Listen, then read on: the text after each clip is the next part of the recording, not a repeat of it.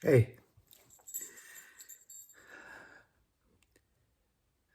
this is a video that I had thought about making for a long time, but didn't. Yeah, out there in the world, there are a lot of people who fight certain illnesses and disabilities, and they don't say anything about it, which is very brave. They keep it to themselves. Sometimes they're in the public eye, and because they're in the public eye, they have to come out and talk to people about what's going on. And, well, this is sort of like that. If you're one of those people that follow my videos or one of those people who see me out in public and stuff, you may have noticed that I have a bit of a minor kind of disability, but people do notice and people do comment on it. By the way, I brought this guy's name is Jingle. He's one of my favorite Christmas decorations this time of the year, and I brought Jingle along for moral support. Some years ago, and again, this isn't a big deal. It's just something that I need to confess. Some years ago, in the evening, I was working at the college, and someone brought me a cup of coffee, and I reached for the cup of coffee, and it was a stressful day. I was all tied up in knots, and I had a lot more to think about and work on. And I reached for the cup of coffee, and my hand trembled, and the person who gave me the coffee commented on it. I said, "Yeah, I've had a tense day. I'm a little uptight." Not much more after that happened.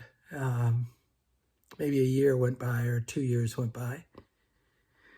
And then one day I was in a class, I was lecturing to the class, and as I was lecturing, I was passing out papers. And I'd take a paper off the pile and I'd hand it to the student, returning papers to them. And a young woman, one of my students sitting in the front row, said this. She said, "Dr. Pickard, are you okay?" And I said, "Yeah. Why do you ask?" And she goes, "Because you're shaking." Well, after that, I realized that a lot of students might see the shaking when I was lecturing or working with them in the theater. And I didn't want them to think I was on drugs or an alcoholic or anything. So I'd start each class that I had from then on the rest of the semester, and I'd say, "Okay, guys, here's the syllabus, here's the course requirements, and oh, by the way, I have a tremor. You'll see it every now and then. It's not drugs, it's not alcohol, it's just a tremor." Now, my tremor has been diagnosed as ET, or essential tremor. Sometimes it's colloquially referred to as familial tremor because many people in the same family inherit the same tremor. The only problem with ET in the long term is that it can be an indicator of something more serious, like Parkinson's disease. Now, there isn't necessarily a connection between ET, a tremor like I have, and Parkinson's disease, but because both of them have abnormalities in muscle and movement, then when somebody has essential tremors, they have to go and be checked out and make sure they don't have Parkinson's disease. Parkinson's disease is incredibly difficult to diagnose. They inject you with this nuclear serum, and then they scan your brain and they look for certain things that are happening up there. And then they're able to make that diagnosis, that guess about whether you have Parkinson's and whether you can expect some years of debilitating tremors. Now, 1 in 4 people who get into their 60s or later are going to develop a tremor of one sort or another, some more serious than others. My tremor is really not that bad, although it's gotten worse.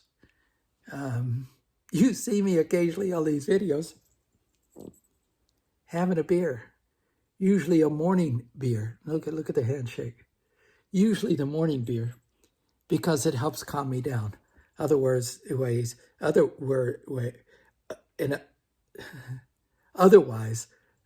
I'll be throwing papers and breaking glasses, and I need to calm down a little bit. By the way, just then, you noticed it in my voice. I struggle to find the right word or articulate a word. It's really tough as a writer because I go to write the word the, T-H-E, and I write T-H-E-E-E-E-E-E because my finger kept bouncing up and down on the E key. Pain in the ass. I got to go back and delete. And anyway, I'm not worried about it. And oh, believe me, there are people in this world that, close to me even, who deal with much, much more serious ailments. Mine's just a tremor. You'll see it fairly often. I have it more in my left hand than my right hand. It affects my walk. I tend to drift, sometimes running into door frames. You might find it interesting to know that the novel I'm working on right now, I have a character in there who has Parkinson's disease. And so I've done a lot of research on it, not only because of my tremor, but also to understand this character better. And that hopefully will be coming out in the next year. Anyway, I have essential tremor. There it is. If you see it in my left hand, it's even worse. By the way, one of the fascinating things about a tremor, about essential tremor, which kind of differentiates it, excuse me, from Parkinson's, is that generally speaking, and a person with ET can set their hand on something, stop engaging the muscles, and it's steady.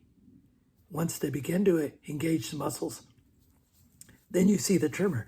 But the hand at rest is at rest.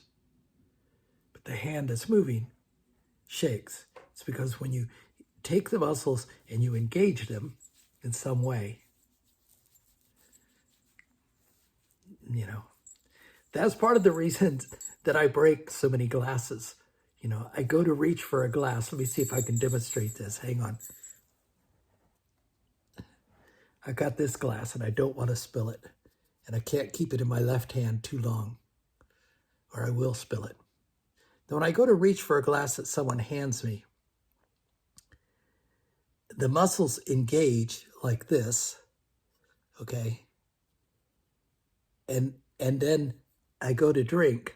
And very often, this is one of the sad things about ET, is that when I go to grab it, if I don't get a strong grip on it initially, if I don't grab the glass initially like this, and I slightly slip off the glass, my fingers overcompensate to grab the glass, and I end up throwing the glass across the room, spilling everything and shattering the glass and stuff. I've broken quite a few glasses and some dishes because if my hand doesn't get a good grip to begin with, then it will overcompensate to get a good grip and throw it off. I have the problem when I ride my bike, because sometimes when I ride my bike, I've ridden with my family through the woods. You know, you go around curves and up and down moguls, and you're doing all this sorts of stuff.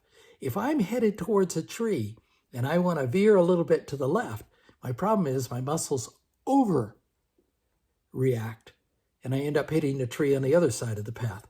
So I don't have the subtle muscle movement any longer. It's all, you know. I had somebody near me once mention that every time they handed me something like a piece of paper, way back before I was diagnosed, I would snatch the paper away from them. And they came to understand after my diagnosis that what I was doing was getting that first good, tight grip on that piece of paper. I couldn't just subtly take the paper and take it away from them, because if I tried to hold on to it with tiny fingers, you can imagine trying to put little screws into something or put some batteries into something. The subtle movements are what are a problem. Watch. And this is my good hand. See? So if I don't put the finger down right away, then I'll bounce.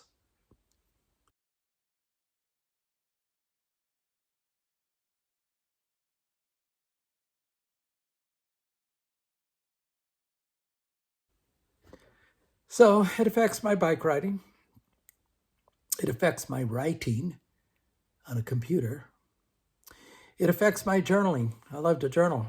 And my journals You know, I write in cursive, which makes it tough for even some young people to read today. But also the cursive has gotten really sloppy. Again, I'm lucky. It's not a major problem.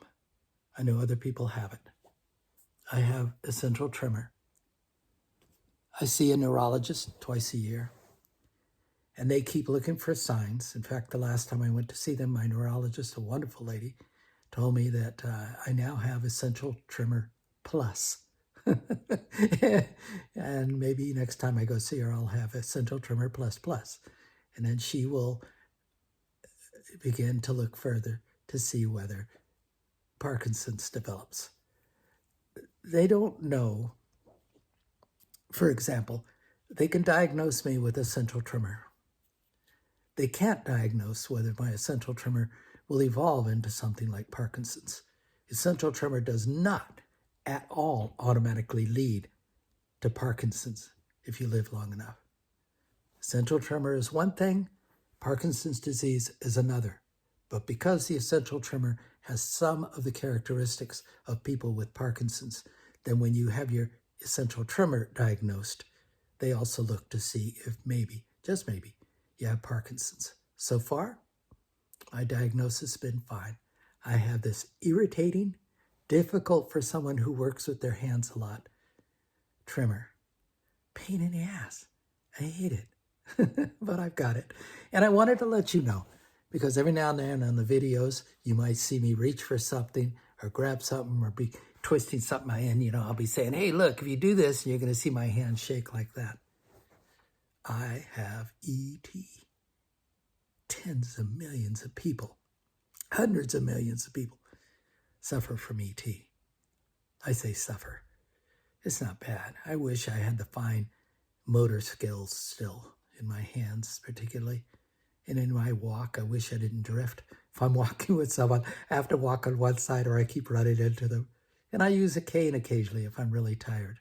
By the way, when I get really tired, really exhausted, my speech nearly, becomes impossible and standing. And I find myself, this is an interesting part of having ET, is that when I'm working on a project or something, I will hold my breath. You know, it's like, the example is if you're opening a jar of pickles, a brand new jar of pickles, and you're holding, well, when I go to write or I go to just pick up something, I catch myself holding my breath. And so the simplest tasks, like stacking things or writing or journaling, exhaust me, kicks my butt, because I'm constantly going, sometimes very subtly, but I am. Anyway, just wanted to let you know. If you have any further questions about it, you can do your research. Send me a note. Maybe I'll be able to give you some information on it. I have essential tremor. It is not a major problem. Jingle is here to help me. Cool little guy, right? Anyway, just wanted to let you know. I hope you have a good day.